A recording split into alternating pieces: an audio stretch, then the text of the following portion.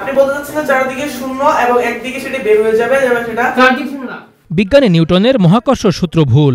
গতি প্রসঙ্গে নিউটনের আবিষ্কৃত একটি অসম্পূর্ণ এবং অপরটি শুধুই কাল্পনিক যুক্তিমাত্র, এমন দাবি পঞ্চগড়ের আফসার আলীর। এখন প্রশ্ন, তিনি কিভাবে সূত্রগুলোকে ভুল প্রমাণ করেছেন, আর নিউটনকে ভুল প্রমাণ করা কে এই আফসার আলী? তেঁতুলিয়া উপজেলার আজিজনগর গ্রামের আফসার আলী পেশায় একজন যন্ত্রবিদ, বয়স ৬৫। একসময় কাজ করতেন বাংলাদেশ কৃষি উন্নয়ন কর্পোরেশনে।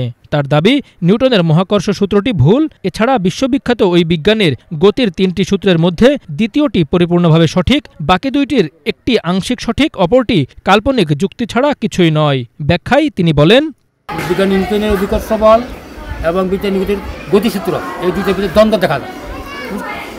কারণ একটা যদি সত্য হয় আরেকটা মিথ্যা অটোমেটিক হয়ে যায়। মহাকর্ষতে বলা হয়েছে মহাবিশ্বের প্রতিটি বস্তু বা বস্তু কণা একে অপরকে একটি বলে আকর্ষণ করে। এই আকর্ষণ বলের মান বস্তু কণা দ্বয়ের ভরের গুণফলের সমানুপাতিক এবং এদের দূরত্বের বর্গের ব্যস্ত অনুপাতিক, এবং এই বল তাদের সরলরেখা বরাবর ক্রিয়া করে। এটি হলো মহাকর্ষ সূত্র। তো আবার গতির প্রথম সূত্রে আছে কি, যে বাহ্যিক বল প্রয়োগ না করলে স্থির বস্তু স্থির এবং গতিশীল বস্তু সুষম গতিতে স্বল্প চলতে থাকে। তখন আমি চিন্তা করলাম, এটি কেমন কথা? একটা বলতেছে একে অপরকে আকর্ষণ করে, আর একটা বলতেছে কেউ কেউ কাউকে, অর্থাৎ স্থির বস্তু স্থির চলতে পারে না আর গতিশীল বস্তু থামতে পারে না। তাহলে তো ঘটনাটা দুই রকম হয়ে গেল না। গতি প্রথম সূত্র সত্য হলে মহাকর্ষ সূত্র অটোমেটিক বাতিল, মিথ্যা। কেন? যে স্থির বস্তু স্থির গতিশীল বস্তু সুষম গতি চলতে থাকবে, এটা সত্য। কেননা মহাবিশ্বের প্রত্যেকটা বস্তু হয় গতিতে আছে না স্থিতিতে আছে। আপনি নিজে নিজে কেউ থামতে পারবে না, চলতে পারবে না। এটা হলো আসল সত্য। গতির প্রথম সূত্র সত্য, কিন্তু অসম্পূর্ণ। কেন অসম্পূর্ণ? যে এখানে বাহ্যিক বল কি তা দেওয়া নাই। সুতরাং এই সূত্রটা সত্য, বাস্তব, কিন্তু অসম্পূর্ণ। কেন অসম্পূর্ণ? যে বাহ্যিক বলের কারণ দেওয়া নাই, এই জন্য এটা অসম্পূর্ণ বলছি। আর দ্বিতীয় সূত্রটা সঠিক, কেননা এই সূত্রে বস্তুর ভরবেগের পরিবর্তন হার বস্তুর উপর প্রযুক্ত বলের সমানুপাতিক। বল যেদিকে ক্রিয়া করে সেদিকে বস্তুর সরণ ঘটে, এটা সত্য। খরচবিহীন ইঞ্জিন আবিষ্কার করতে গিয়ে নিউটনের সূত্রগুলোতে ভুল পেয়েছেন বলে দাবি করেছেন তিনি। তেলবিহীন পানি উত্তোলনের যন্ত্র আবিষ্কারের জন্য নিজেও একটা গবেষণা চালিয়েছেন, তবে সফল হতে পারেননি। এই যে বিজ্ঞানী নিউটনের প্রথম সূত্র, এই দুই জড়তাকে কাজে লাগাইয়া আমি ইঞ্জিন চালাবো, এইটা আমার গবেষণা। এই গবেষণা করতে যেয়ে যখন বিভিন্ন প্রতিষ্ঠানে গেছি, তারা বলছে আসমানের উপরে জমিনের নিচে আপনার গবেষণা চলবে, দুনিয়ায় চলবে না। কারণ কি?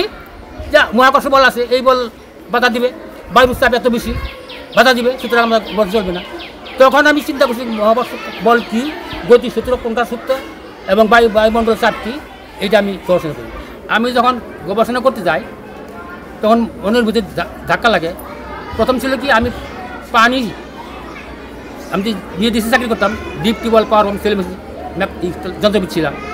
তো চিন্তা করতাম এই তেলের এত খরচ, বিদ্যুতের এত খরচ, এই খরচ ছাড়া কেমনে যানবাহন চালানো যাবে, এর চিন্তা করলাম। তখন আমি একটা ইউ আকৃতির সিলিন্ডার বানাইয়ে এটার দ্বারা বিনা খরচে পানি উত্তোলন করার চেষ্টা করি। পানি কিছু উঠছিল, কিন্তু এই পানি ওঠা স্থায়ী না। এদিকে নিউটনের সূত্রকে ভুল আখ্যা দেওয়ায় এলাকায় হুলস্থুল পড়ে গেছে।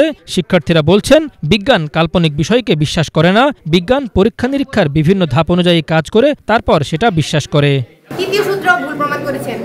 আর এখানে উনি বেলুন দিয়ে বুঝাইছেন। আমি একটা গ্লাসের পানি নিয়ে বলছিলাম যে পানি যদি আমরা বাতাস বা ফু দেই, তাহলে বাতাসটা নিচে যায় না, উপরে আসে, আবার পানি সহ উপরে আসে পড়ে। ওইখানে তো প্রতিক্রিয়া হচ্ছে, এখানে প্রতিক্রিয়া না হলেও ওইখানে প্রতিক্রিয়া হচ্ছে। তার জন্য নিউটন যেই সূত্রটা দিয়েছিল, ওই সূত্রটাও ঠিক আছে, কিন্তু উনি এটা দিয়ে যে প্রমাণ করতে চাইছেন যে ওইখানে কাল্পনিক, কিন্তু এটা কাল্পনিক না। বোঝাতে চাচ্ছেন যে প্রত্যেক ক্রিয়ার বিপরীত ক্রিয়া সমানুপাতিক না, কিন্তু আসলে তিনি একটা বিজ্ঞানী স্কেলের একটি বেলুনের মাধ্যমে আমাদেরকে বোঝাতে চেয়েছিলেন যে তার ভিতরে যদি বায়ু প্রবেশ করানো হয়, তাহলে সেটি খুলে দিলে কেন বিপরীত দিকে না একদিকে চলে যায়, বিপরীত দিকে কেন প্রতিক্রিয়া করে। এখন তিনি হয়তোবা কোনো জায়গায় হয়তোবা বুঝতে ভুল করেছেন, হয়তোবা আমরা তাকে প্রশ্ন করেছি, কিন্তু সে সঠিকভাবে উত্তর দিতে পারেননি এবং যুক্তিসম্মত কোনো কারণ তিনি দিতে পারেননি, যার ফলে আমরা তার কথা যৌক্তিকতা কোনোভাবেই বিশ্বাস করতে পারতেছি না। আজিজনগর দ্বিমুখী উচ্চ বিদ্যালয়ের প্রধান শিক্ষক মোহাম্মদ সারোয়ার হোসেন বলেন, বেশ কিছুদিন ধরে নিউটনের গতিসূত্রের মধ্যে তৃতীয় সূত্রটি নিয়ে তিনি প্রশ্ন তুলেছেন। মূলত জ্বালানি ছাড়াই যন্ত্র চালানোর পদ্ধতি আবিষ্কার করতে গিয়ে এসব তথ্য তিনি পেয়েছেন। আমার জানা মতো উনি দীর্ঘদিন থেকে এটা নিয়ে গবেষণা করতেছেন। ইতিপূর্বে উনি জ্বালানি ছাড়া কিভাবে পানি তোলা যায় বা জ্বালানি ছাড়া কিভাবে যন্ত্র চালানো যায় এটা নিয়ে বেশ কিছু গবেষণা করেছিলেন। আসলে সেটাতে উনি সফল হতে পারেননি। ইদানিং উনি নিউটনের গতির যে তৃতীয় সূত্র এটাকে ভুল ব্যাখ্যা করতেছেন। আসলে কিভাবে এটাকে উনি ভুল ব্যাখ্যা করতেছেন এটা আমার বোধগম্য নয়। বিজ্ঞান প্রমাণে বিশ্বাসী, প্রমাণ ছাড়া বিজ্ঞান কোনো কিছুকে স্বীকৃতি দেয় না। তো আমার ধারণা মতে বা আমার মতে এটার পক্ষে যদি উনি কোনো প্রমাণ দাঁড় করাতে পারেন তাহলে সেটা হয়তো বা মেনে নেওয়া সম্ভব বা মেনে নেওয়া যায়। তো তারপরও যেহেতু উনি এটা নিয়ে রিসার্চ করতেছেন, গবেষণা করতেছেন, আমার মনে হয় যে তাকে এই বিষয়ে কোনো সুযোগ দেওয়া যেতে পারে। 1975 সালে এসএসসি পাশের পর 1978 সালে Thakurgaon technical school and college থেকে 2 বছরের কোর্স সম্পন্ন করেন। 1996 সালে তিনি ইঞ্জিন চলাচলের একটি নতুন সূত্র আবিষ্কারের দাবি করেছিলেন। Banglavision news desk.